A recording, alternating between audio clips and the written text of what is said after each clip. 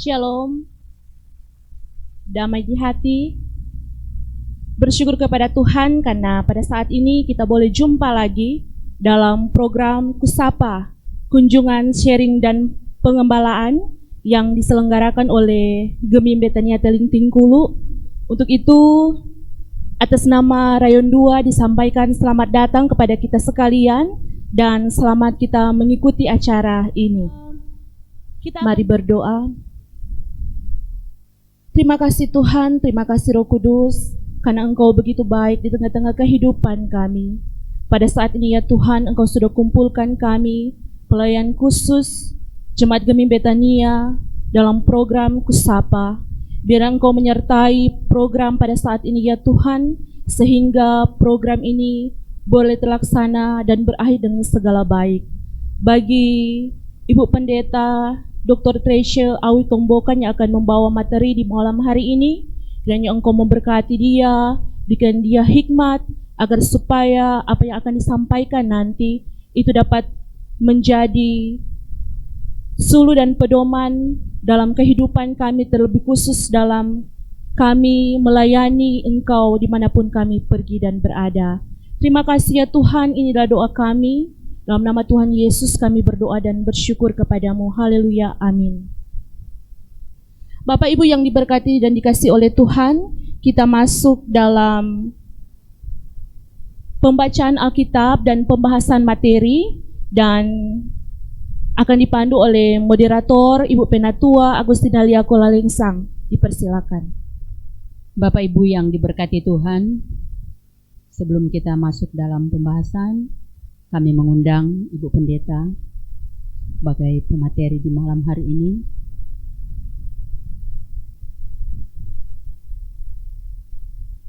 Dan pembacaan Alkitab pada malam hari ini nanti akan disampaikan oleh Bapak Diaken Kolom 7. Pembacaan Alkitab kita di saat ini terdapat dalam Yohanes 18 ayat 38b sampai dengan Yohanes 19 ayat 16a. Yohanes 18 ayat 38b sampai dengan Yohanes 19 ayat 16a. Yesus dihukum mati. Sesudah mengatakan demikian, keluarlah Pilatus lagi mendapatkan orang-orang Yahudi dan berkata kepada mereka, "Aku tidak mendapati kesalahan apapun padanya. Tetapi pada kamu ada kebiasaan bahwa pada Paskah aku membebaskan seorang bagimu. Maukah kamu supaya aku membebaskan raja orang Yahudi bagimu?"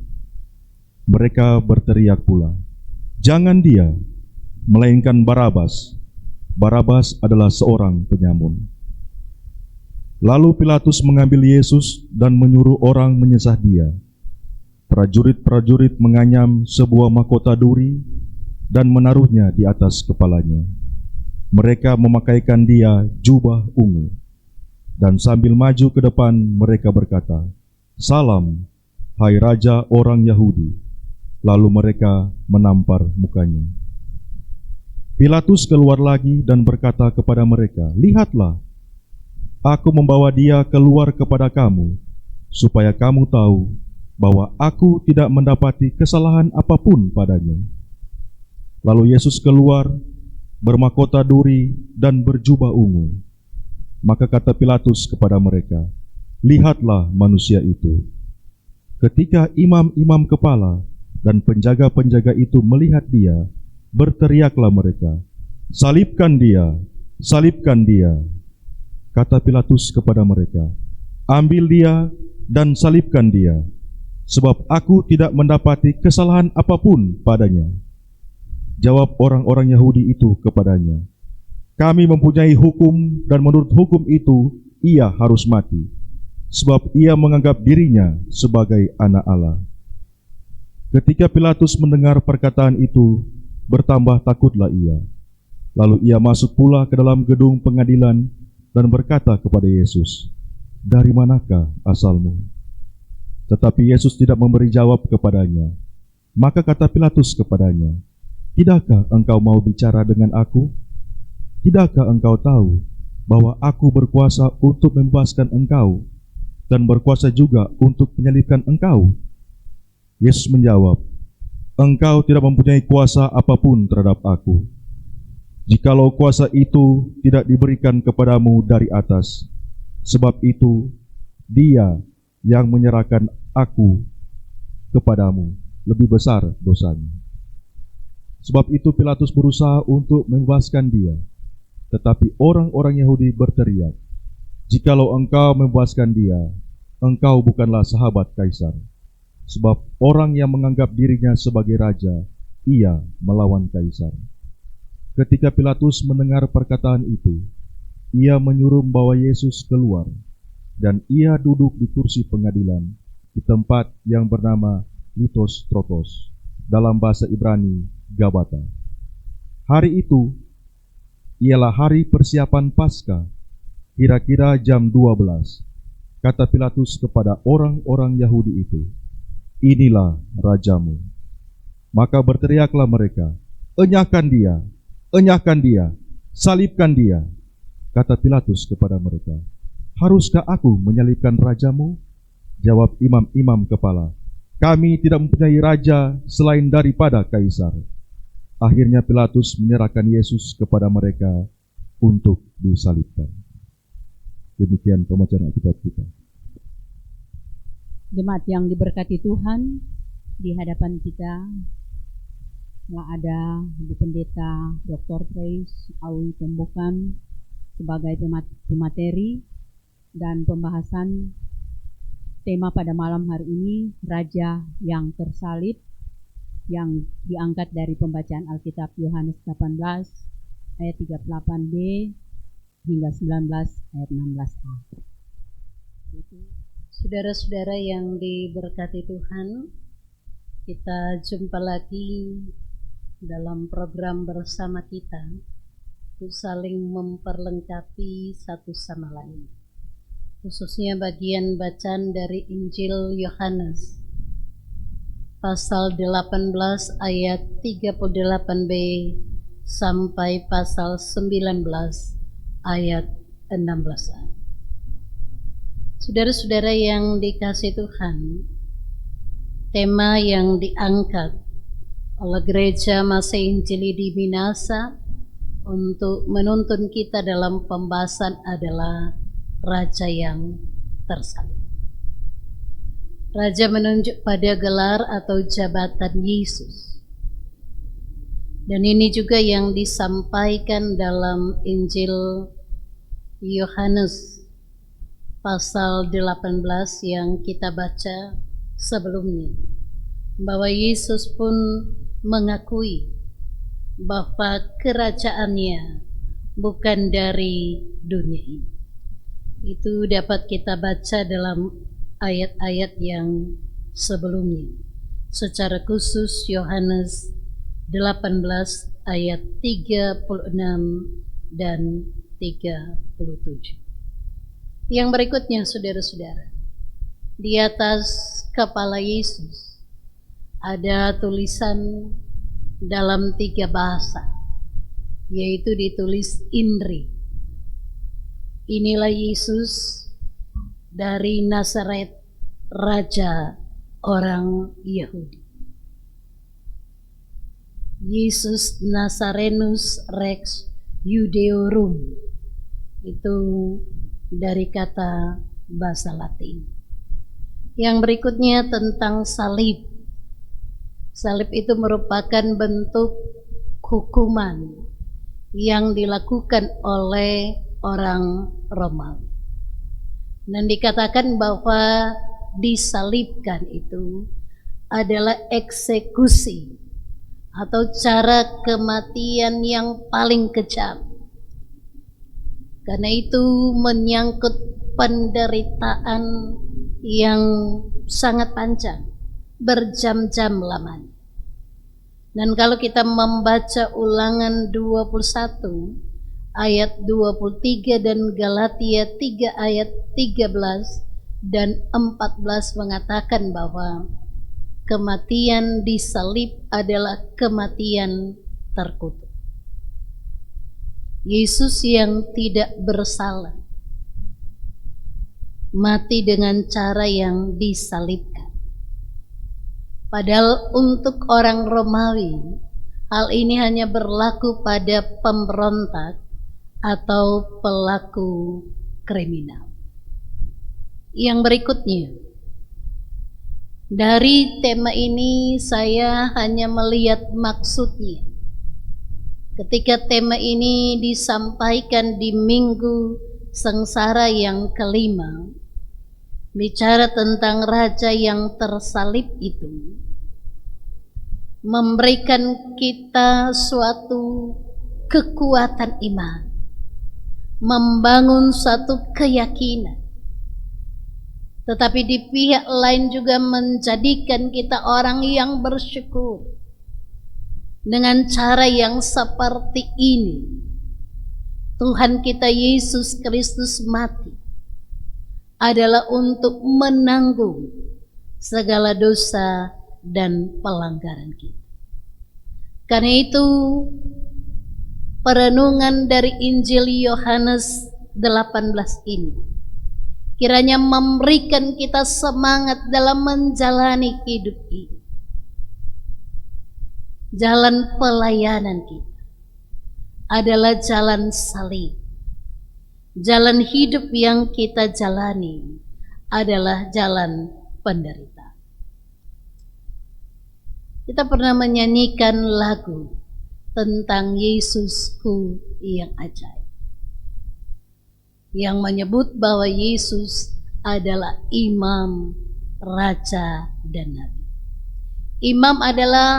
Yesus adalah imam besar agung, mengorbankan dirinya sehingga tidak ada lagi pengorbanan hewan. Nabi adalah panggilan Yesus memberitakan kehendak Allah, sekalipun harus berhadapan dengan konsekuensi. Dan raja adalah jabatan untuk menegakkan keadilan, kebenaran, dan kesejahteraan. Kalau kita menghayati lagu ini, hati kita pasti akan tersentuh. Yesusku yang ajaib, ku berhutanglah, ku berhutang jiwa pada Engkaulah. Nanti kita akan nyanyikan berikut. Yang berikutnya mari kita masuk pada pengantar Injil Yohanes. Yohanes atau Injil Yohanes maksudnya ditulis di sekitar tahun 80 sampai 90 Masehi. Dikatakan dia ditulis oleh Yohanes anak Zebedeus. Dan konteks penulisan Injil Yohanes itu sesudah penghancuran Bait Allah oleh orang-orang Romawi. Dan pada saat itu, orang-orang Yahudi yang menerima ajaran Kristen itu dikucilkan dari tempat-tempat peribadatan orang Yahudi, untuk mencegah mereka jangan sampai mereka menyebarkan berita tentang Yesus. Yang berikutnya, tulisan Injil Yohanes berbeda dengan ketiga Injil lainnya, Matius, Markus, dan Lukas. Tiga Injil itu disebut Injil sinoptis, memiliki cara pandang yang sama. Jadi gaya dan strukturnya berbeda. Kalau kita membaca Injil Yohanes, kita melihat tulisannya sebagai berikut. Injil Yohanes pasal 1 ayatnya yang pertama. Pada mulanya adalah firman, dan firman itu bersama-sama dengan Allah, dan firman itu adalah Allah. Jadi awalnya sudah jauh berbeda dari Injil Matius, Injil Markus, dan Injil Lukas. tetapi esensi berita yang mau disampaikan adalah sama. Yang menekankan bahwa Yesus adalah anak Allah. Tetapi dia juga melihat dalam cara pandang untuk menyatukan antara kemanusiaan Yesus dan keilahian Yesus. Yohanes dengan gayanya yang unik menunjukkan bahwa Yesus 100% Allah dan 100% manusia. Firman itu bersama-sama dengan Allah dalam menciptakan langit bumi dan segala isinya. Firman itu telah menjadi manusia, diam di antara kita. Lahir dari anak darah Maria, menderita mati di salib. Jadi Yohanes memberikan kita penegasan tentang keilahian dan kemanusiaan Yesus. Apa tujuan Injil Yohanes? Ketika kita membaca Injil Yohanes dalam Yohanes pasal 20 ayat 23 mengatakan, supaya kamu percaya. Membaca Injil Yohanes adalah membangun iman kepercayaan bahwa Yesus adalah Mesias anak Allah. Supaya kamu oleh imanmu memperoleh hidup dalam nama. Karena itu Yohanes menunjuk pada hidup kekal. Hidup kekal yang digunakan di sini dalam kata hidup bahasa Yunani adalah so dan bukan bios. Bios itu hidup jasmani, so itu adalah hidup yang kekal. Yesus menurut Injil Yohanes. Saya sudah katakan bahwa Yesus menurut Injil Yohanes yang pertama kita melihat dalam Yohanes pasal 1 dikatakan firman yang bersama dengan Allah yang menciptakan dan memberi hidup. Yang kedua adalah Yesus dikatakan firman menjadi manusia dan tinggal di antara kita. Yohanes Pembaptis juga melihat bahwa Yesus adalah anak domba Allah yang menghapus dosa dunia. Yohanes 1 ayat 29. Tetapi Yesus juga digambarkan bahwa dia disebut oleh Musa dalam kitab Taurat dan juga oleh kitab para nabi. Nathanael menyebutkan Yesus sebagai anak Allah dan Raja orang Israel. Dalam Injil Yohanes kita menemukan bahwa Yesus menyebut dirinya sendiri dengan perkataan aku adalah. Ini sama dengan apa yang disampaikan oleh Allah ketika memperkenalkan siapa dirinya kepada Musa. Aku adalah Mesias, roti hidup, sumber air hidup, gembala yang baik. Dia yang membangkitkan orang mati, jalan kebenaran dan hidup, dan juga pokok anggur yang benar. Jadi saya katakan itu yang sedikit berbeda dari Injil-Injil sinoptis, tetapi esensinya tetap sama. Yesus yang mau disampaikan oleh penginjil Yohanes ini adalah anak Allah. Dan karena itu dia menjelaskan ada 7 tanda ajaib yang dilakukan oleh Yesus. Mujizat yang pertama adalah mengubah air menjadi anggur di kandang. Kemudian Yesus menyembuhkan anak pegawai. Yesus menyembuhkan seorang yang sakit. Ia memberi makan 5.000 orang. Yesus berjalan di atas air. Yesus menyembuhkan orang buta sejak lahir. Dan tanda ajaib yang ketujuh adalah Yesus membangkitkan Lazarus. Mari kita masuk pada eksposisi dan eksplorasi naskah ini. Teks bacaan kita ini. Saya katakan tadi bahwa kitab Yohanes uniknya karena di dalamnya langsung disampaikan tentang pemaknaan yang membuat orang membaca atau mendengar menjadi percaya. Dan konteks secara khusus dari Injil Yohanes 18 ayat 38b sampai pasal 19 ayat 16a bicara tentang Yesus di hadapan Pilatus. Apa yang saya maksudkan dengan eksposisi? Kita akan memahami bagian demi bagian dari sisi pandang penulis, tetapi kita akan menggali lebih dalam apa makna itu dalam kaitannya dengan kehidupan iman kita. Yang berikutnya, Yesus di hadapan Pilatus. Kalau membaca bagian yang sebelumnya, dikatakan bahwa Yesus telah lebih dahulu diadili oleh Hanas, kemudian dilanjutkan oleh Kayafas. Siapa Hanas? Hanas adalah mertua dari Kayafas, dan dia juga adalah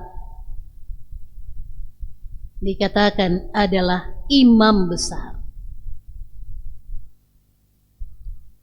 Jadi sesudah Yesus dari pengadilan orang Yahudi, penyelidikan yang sebelumnya dari Hanas, yang juga pernah menjabat sebagai imam besar, dan juga menantunya Kayafas, maka Yesus dibawa dari Kayafas ke gedung pengadilan.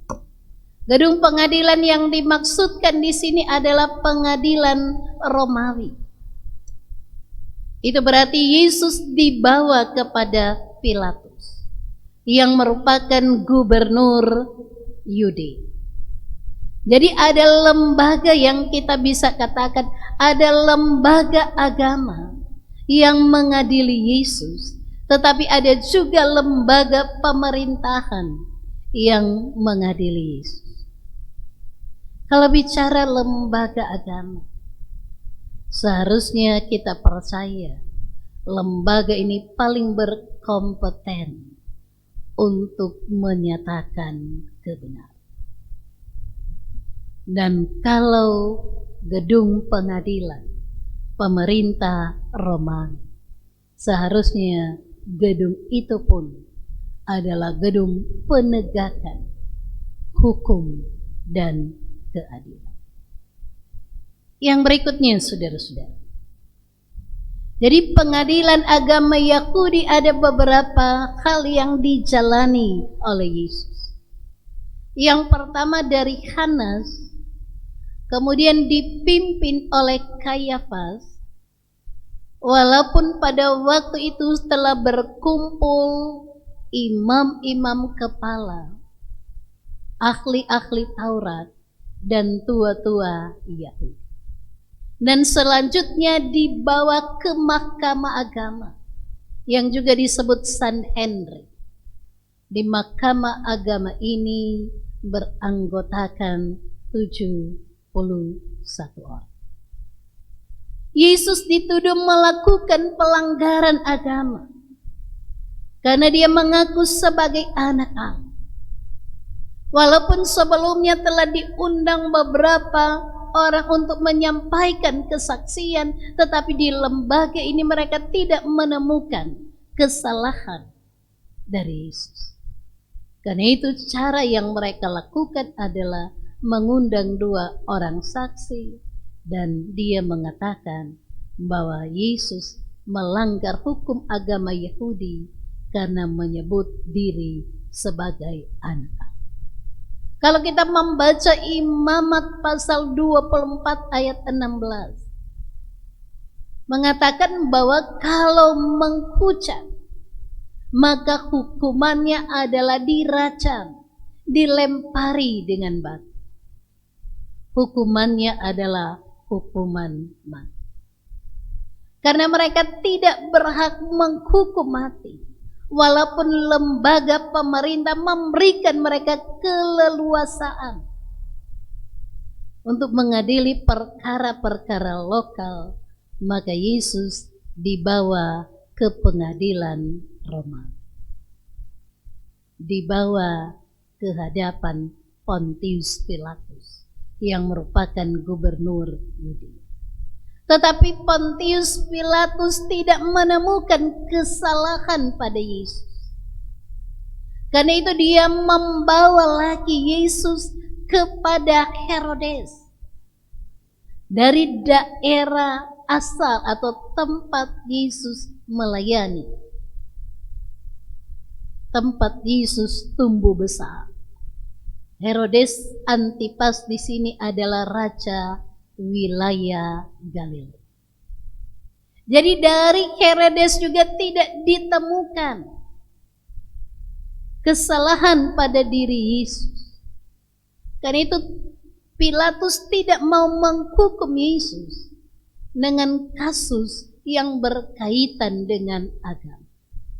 Karena di satu pihak Pilatus tidak memahami monoteisme dari orang Yahudi.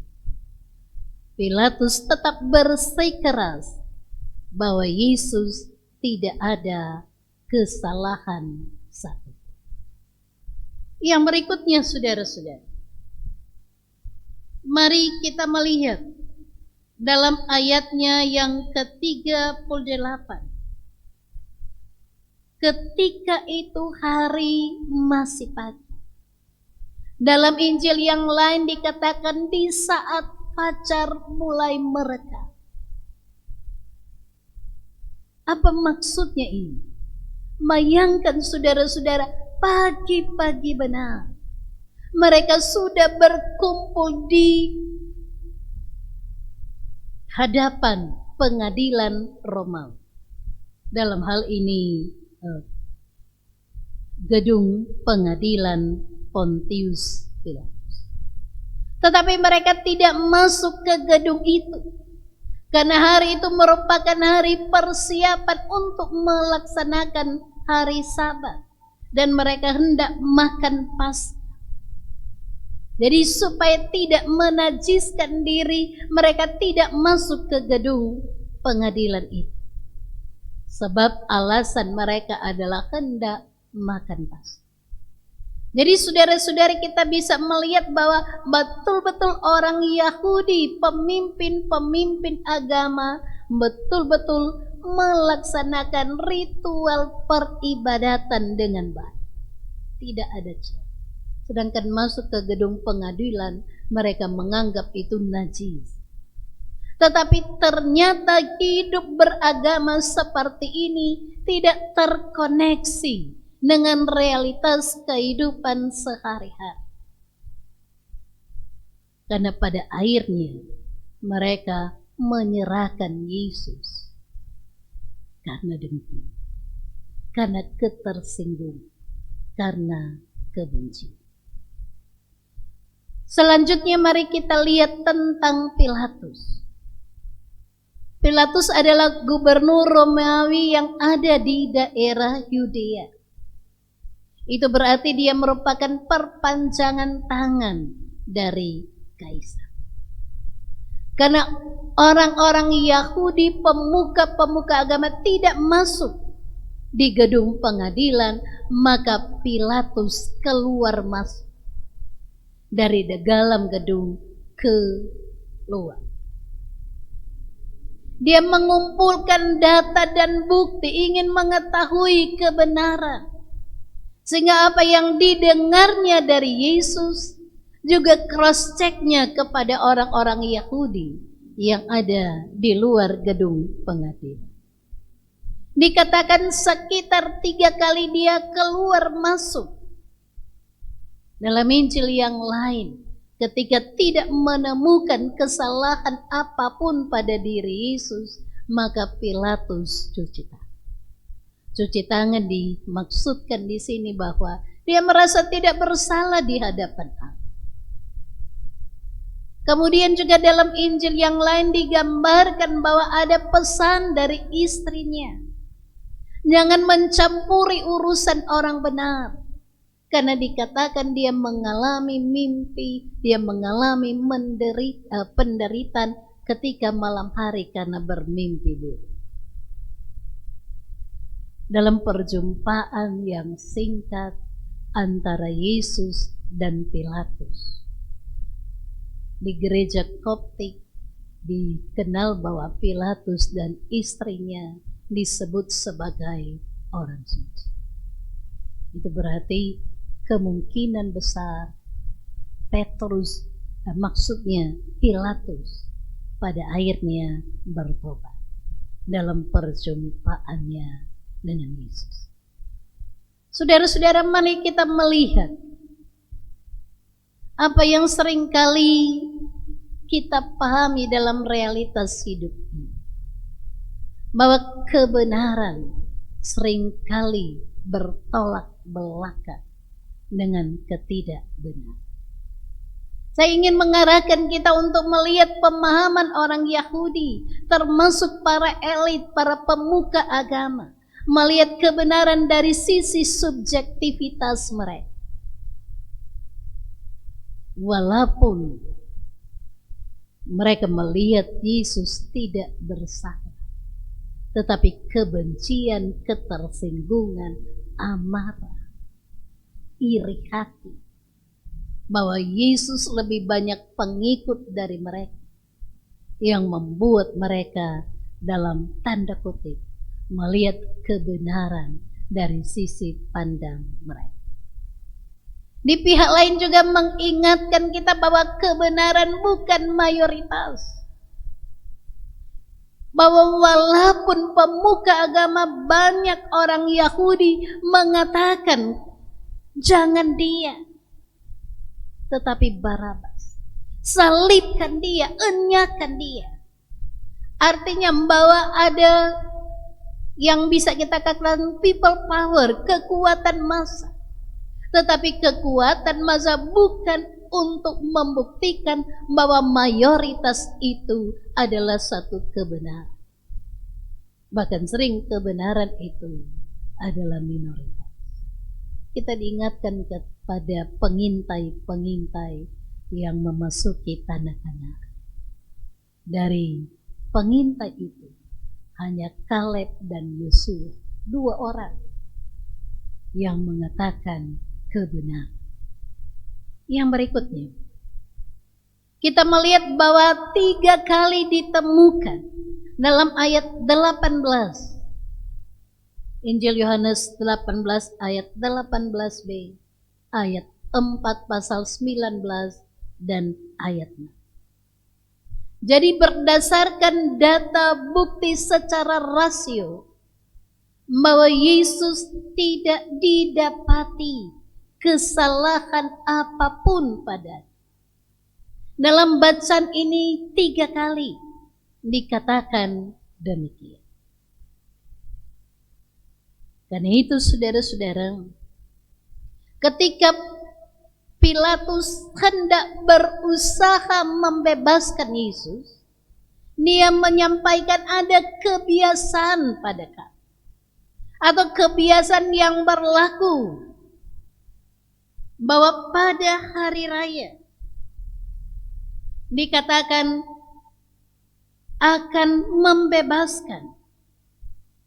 Dikatakan pada hari raya akan membebaskan salah satu orang atau orang hukuman.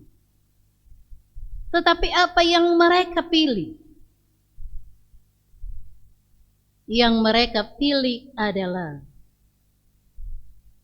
dikatakan jangan dia, melainkan Barabas. Barabas adalah seorang penyakit. Jadi pada hari raya Paskah Ini upaya Pilatus untuk berusaha membebaskan Yesus. Saya melihat dari sisi kebenaran.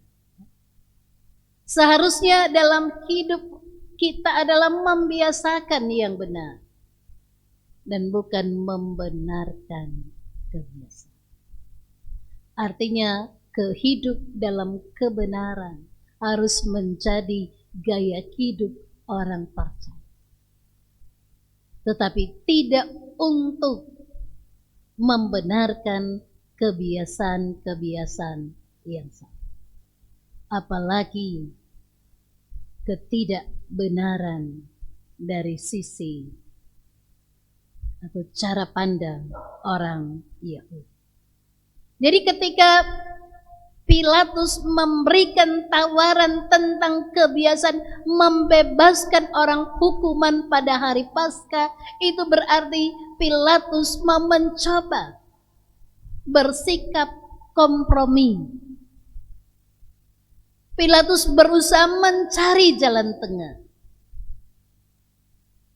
Dan kita melihat bahwa tindakan Pilatus ini adalah gambaran konformistik atau cara untuk menyenangkan hati, berkompromi sekalipun membenarkan yang salah.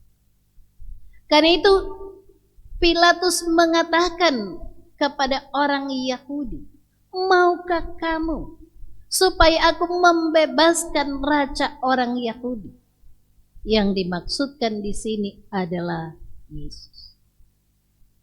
Tetapi mereka salah memilih. Dikatakan bahwa mereka berteriak.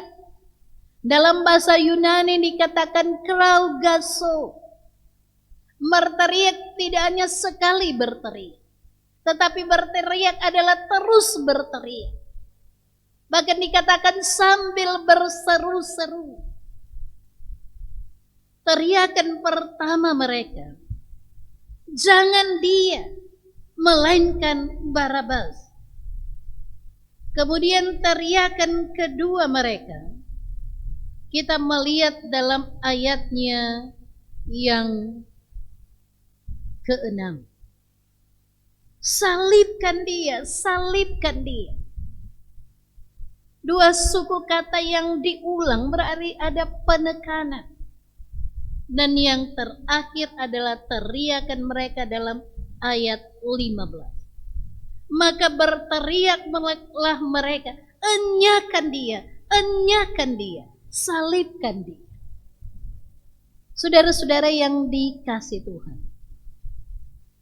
Jadi itu merupakan satu bentuk penolakan mereka terhadap apa yang diusulkan oleh Pontius Pilatus. Jangan dia. Berarti mereka menolak yang benar dan memilih yang jahat. Jadi saudara-saudara, di sini kita melihat kekuatan mayoritas, kedahsyatan people power yang bisa menghancurkan orang benar. Kebenaran dalam bahasa Yunani ada aletheia, tetapi kebenaran never die, tidak pernah mati. Orang benar bisa mati, tapi kebenaran tidak pernah mati. Mereka lebih memilih penyamun Barabas, seorang pemberontak. Dia membunuh, dia melakukan pencurian. Seorang narapidana, tahanan politis Romawi. Daripada Yesus, orang benar yang tidak bersalah. Saudara-saudara yang dikasih Tuhan. Selanjutnya, kita melihat bahwa Pilatus terjebak pada penyalahgunaan kekuasaan. Karena dia begitu takut. Jangan-jangan jabatannya terancam. Karena dia menghadapi tekanan dari yang saya katakan tadi. People power, orang banyak. Pemuka-pemuka agama. Dan penyalahgunaan kekuasaan juga bisa terjadi ketika kita tidak memilih berpihak kepada kebenaran. Tetapi yang kita lihat Pilatus umumnya adalah karena ketakutannya lebih besar terhadap tekanan dan ancaman orang Yahudi. Mereka mengatakan bahwa Pilatus bukan sahabat kaisar karena memilih Yesus. Dan dia takut kalau kaisar mendengar bahwa ada situasi yang tidak kondusif, itu akan mempengaruhi jabatannya sebagai gubernur Yudea.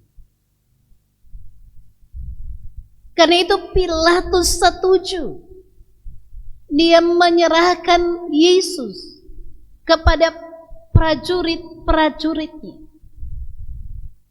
Yang bagi kita seharusnya mereka adalah para penegak hukum yang melakukan kebenaran tetapi memutarbalikkan kebenaran. Mereka mengambil Yesus dan menyesah. Menyesah dalam bahasa Yunani adalah mastigo, yang berarti mengkacar dan menghukum. Yesus disesah dalam pengertian dicambuk. Dan ketika mereka datang maju ke depan kepada Yesus, maka mereka menunjukkan satu tindakan yang kita bisa katakan sarkasme. Seolah-olah menghormati, salam hai raja orang Yahudi. Tetapi sebenarnya ini penuh dengan olok-olok. Kalau minggu lalu kita memahami tentang ciuman adalah salam, sapaan hormat, maka sebagai ganti ciuman mereka menampar muka. Itu penghinaan. Mari kita lihat penyesahan. Penyesahan yang dilakukan oleh para prajurit kepada Yesus adalah dengan cambuk.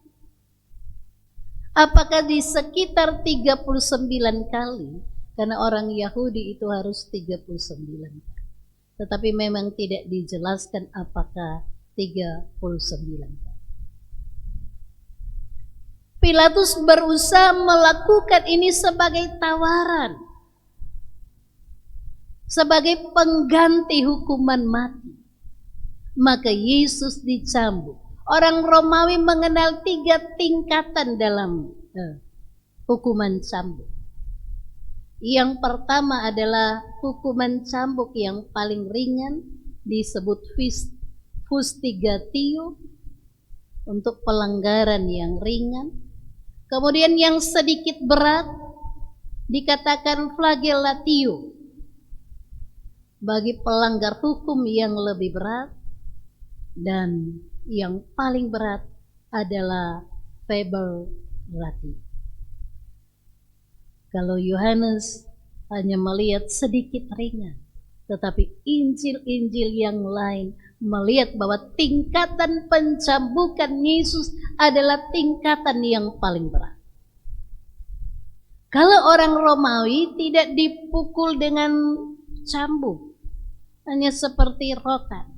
Tetapi Yesus dipukul, di ujung cambuk itu ada tali, ada tali dari kulit, dan di paling ujung dari ujung kulit atau ujung cambuk itu ada tulang atau besi yang ditajam.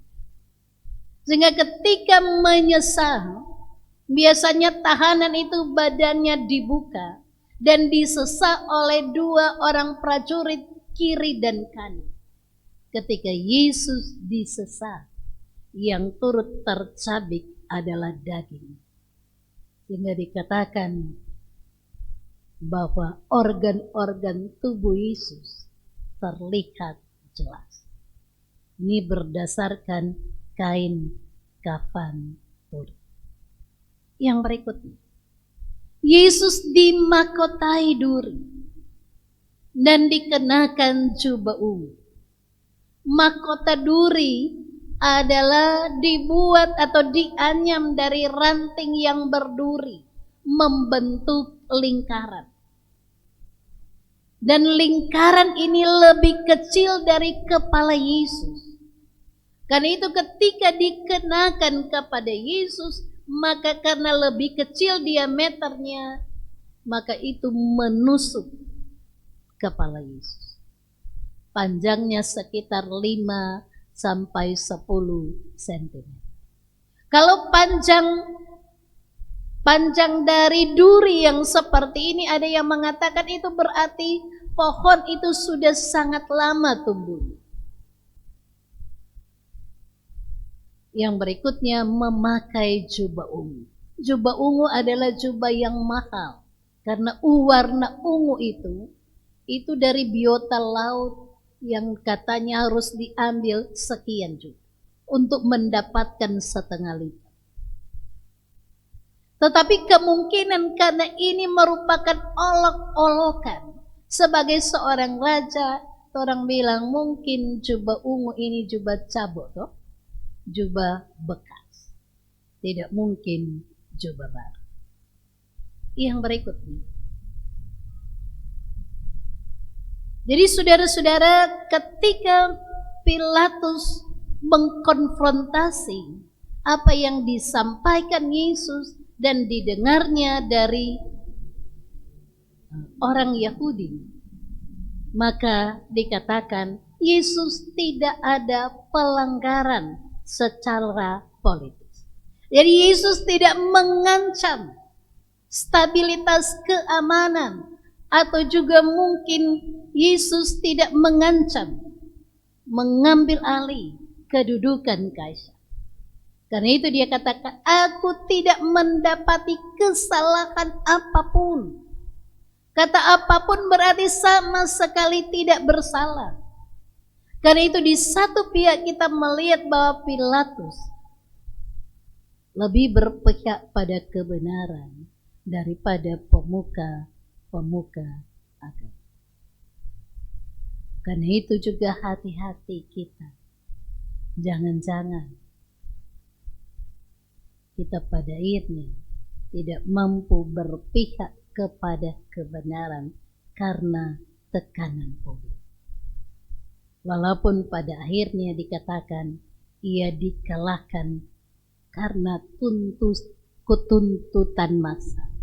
Ambil dan salibkanlah dia. Saudara-saudara yang dikasihi Tuhan, karena itu ketika diambil dan dihukum bahwa Yesus akan mati dengan cara yang disalib, maka Yesus keluar dari gedung pengadilan berhadapan dengan masyarakat orang Yahudi. Dia keluar dengan bermahkota duri dan berjubah ungu. Dan itu ada ungkapan Pilatus yang terkenal, eke homo, do ho anthropos, lihatlah manusia. Seharusnya ketika Yesus keluar, bagi orang yang berbelas kasihan, hukuman cambuk sudah sebagai pengganti hukuman mati tidak akan membuat mereka untuk menindaklanjuti keinginan mereka untuk membunuh Yesus. Tetapi ternyata tidak ada belas kasih. Kenapa tidak ada belas kasih? Karena telah dipenuhi dengan amarah dan kebencian. Kemarahan pemuka agama dan mereka memprovokasi orang Yahudi telah membutakan rasionalitas mereka. Jadi itu jangan orang making keputusan di saat kita mati. Dan kebencian itu menghancurkan nurani. Itulah yang dilakukan oleh imam-imam kepala dan penjaga-penjaga bait Allah. Jadi yang berteriak bukan cuma rakyat. yang berteriak salibkan dia adalah juga imam-imam kepala, tua-tua, pemuka agama. Dalam bahasa Yunani salibkan dia adalah stauro. Dan kita melihat inilah bentuk kekerasan intelektual, pemaksaan kehendak.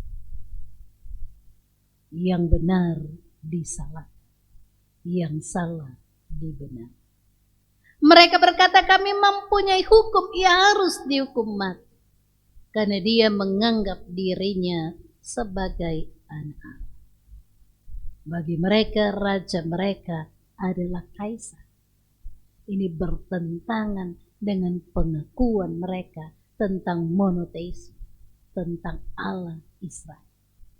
Karena menganggap kaisar juga adalah raja atau dewa.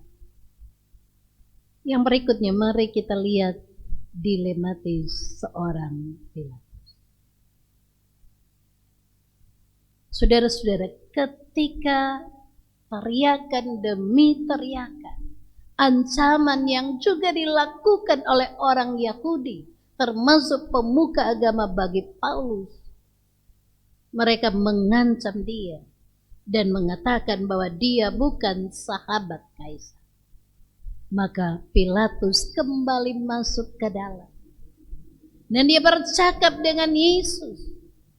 Dia mengatakan bahwa dia punya kuasa untuk membebaskan dan menyalib. Tetapi Yesus berkata, kuasa itu datangnya dari atas seizin Allah.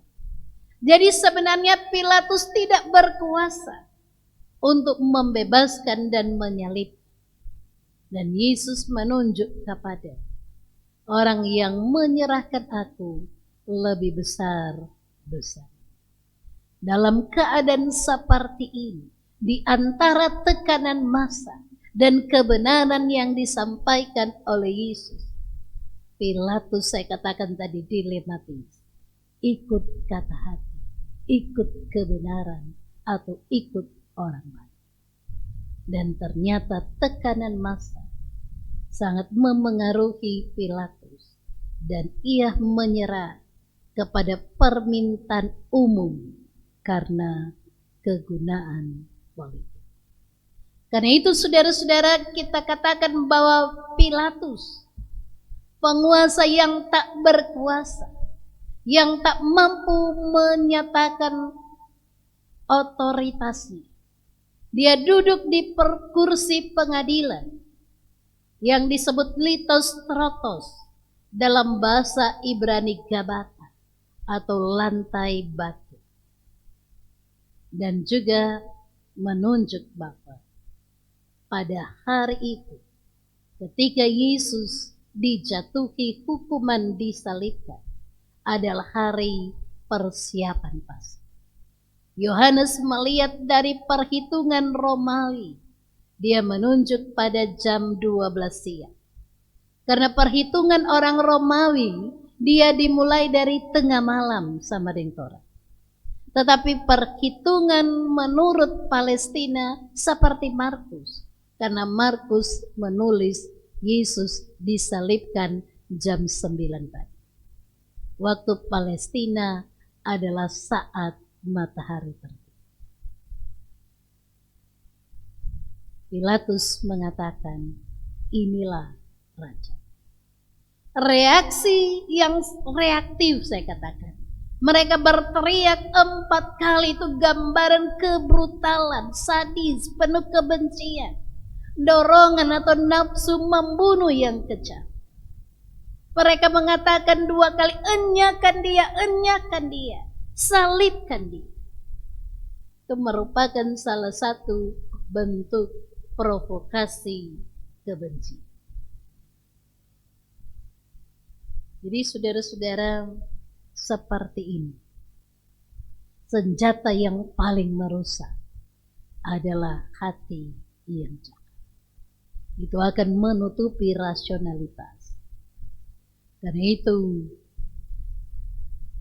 ketika Pilatus berkata, haruskah aku menyalibkan rajamu? Mereka berkata, kami tidak mempunyai raja. Dan Pilatus menyerahkan kepada mereka Yesus untuk disalib. Ada ungkapan yang saya dengar, yang sering juga kita dengar dari seorang mantan ketua sinode. Kejahatan yang tersistematis akan mampu mengalahkan kebenaran atau kebaikan yang tidak teratur. Karena itu jangan sampai kejahatan di sekitar kita lebih teratur, orang jahat lebih tersistematis, tetapi kita berbuat kebaikan atau kebenaran hanya temporer, sesaat. Maka kita akan mampu dikalahkan oleh kejahatan yang terstruktur. Makna teologis dan implikasi dari berita ini. Yang pertama, mari berpihak kepada kebenaran. Tetapi tidak hanya sekedar berpihak kepada kebenaran, hidup dalam kebenaran. Hidup dalam kebenaran adalah hidup menurut jalan yang ditunjukkan oleh Kristus. Dan ketika kita diberi kepercayaan, jabatan, tanggung jawab, gunakan itu untuk melakukan kebaikan, keadilan, dan kebenaran. Dan dalam keadaan seperti ini juga seringkali di dunia maya maupun di dunia nyata, jangan mudah terprovokasi. Terutama untuk konten-konten yang orang share. Kadang-kadang kita tidak mencermati itu dengan baik. Kita mudah terprovokasi. Ada yang mengatakan banyak orang Kristen dibunuh dan seterusnya. Tetapi setelah cek and recheck, ternyata cerita itu bukan seperti itu. Untuk membangkitkan sentimen keagamaan. Oleh karena itu jangan mudah terprovokasi. Sharing dulu. Maksud saya saring dulu baru sharing. Jangan cepat-cepat menggunakan jari-jari kita. Jangan menjadi provokator. Kemudian jangan mengambil keputusan apapun dalam keadaan susah, dalam keadaan tertekan. Jangan mengambil keputusan yang penting itu dalam saat kita marah, dalam saat kita benci. Dan itu bersihkanlah hati dan pikiran kita dari sampah dosa. Minggu sengsara ini harus menjadi minggu pertobatan. Cuci dosa kita dengan darah Yesus. Dan itu kita terajak untuk mengikut Yesus di jalan sengsara. Yang terakhir, saya katakan tadi bahwa di gereja Koptik, Pontius Pilatus dan istrinya disebut orang suci, dihargai. Karena dia bertobat.